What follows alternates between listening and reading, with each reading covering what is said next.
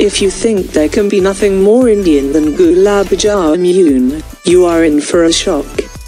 Deep-fried balls of dough that were dipped in sugar syrup existed in the Mediterranean region by the name of lukmat al-khidi, much before they came to India. Do subscribe and watch other tasty videos as well.